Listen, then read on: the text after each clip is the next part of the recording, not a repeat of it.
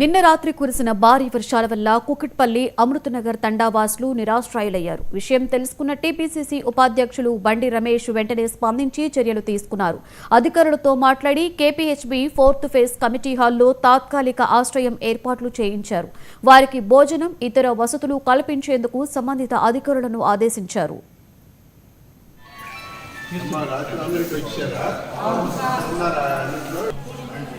అంత బాగానే ఇప్పుడు మీ అమృత తాండా వాళ్ళు ఇప్పుడు మన ఇందులోకి వచ్చారు కదా కమ్యూనిటీ హాల్లో.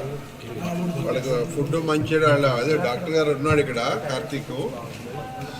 పవర్ లేదంటే చెప్పారు కానీ చూసి వాళ్ళకి ఏంటో ముందు ఇమీడియట్గా మీ అర్జెంట్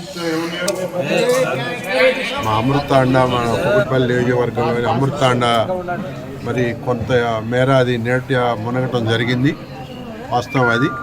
సో రాత్రి కూడా హైదరాబాద్ వాళ్ళంతా కూడా వచ్చి ఏదైతే ఫ్లడ్ వచ్చిందో దాన్ని ఇమీడియట్గా రెస్టోర్ చేయడానికి కూడా ప్లాన్ చేశాం.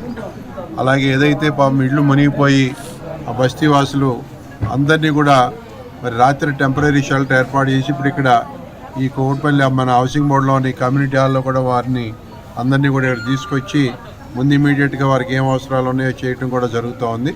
ఇక్కడ మున్సిపల్ అధికారులు కానీ రెవెన్యూ యంత్రాంగం అందరూ కూడా ఈ పనిలోనే ఉన్నారు. కాబట్టి ఏదేమైనా ప్రభుత్వం మరి వారికి తక్షణ సాయం అందించడానికి సిద్ధంగా ఉన్నాం. వారికి ఫుడ్ అది ఏర్పాటు చేస్తూ ఉన్నాం. ఫుడ్డే కాదు, ఇంకా అదర్ ఎమ్యూనిటీస్ కూడా ఏమైనా అవసరమైతే కూడా ఏర్పాటు చేయడానికి ప్రభుత్వం సిద్ధంగా ఉంది.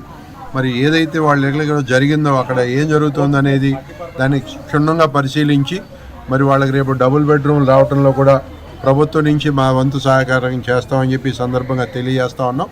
మరి గడిచిన 10-11 సంవత్సరాలు ఉన్న ఎమ్మెల్యే గారు మరి ఏం చేశారో, ఈ డబుల్ బెడ్రూమ్లు ఏమని అనేది వారికే తెలియాలి.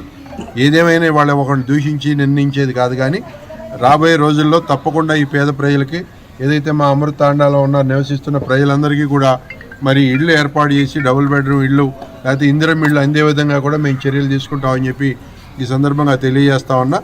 వీళ్ళే కాదు, ఇప్పుడు ఆ దీన్ దయాళ్ నగర్ అటు కూడా మేము వెళ్ళి రావడం జరిగింది. అక్కడ కూడా హెవీ ఫ్లడ్ రావడం, ఇదేంటంటే సడన్గా ఒకసారి కుంభవృష్టి పడేపటికి నాలాలు కూడా అన్ని సమయాల్లో మామూలు రెగ్యులర్గా వెళ్ళే ఫ్లో అయితే వెళ్ళిపోతున్నాయి, కానీ హెవీ రెయిన్ ఒకసారి వచ్చేటప్పటికి కొంచెం ఇబ్బంది అవుతున్నమాట వాస్తవం. అయినా కూడా ప్రభుత్వ యంత్రాంగంతో కూడా మరి ఇమీడియట్గా రియాక్ట్ అయ్యి మరి అక్కడ జేసీబీలు మెషినరీ అంతా పెట్టి రాత్రి అంతా కూడా వాటి అన్నిటి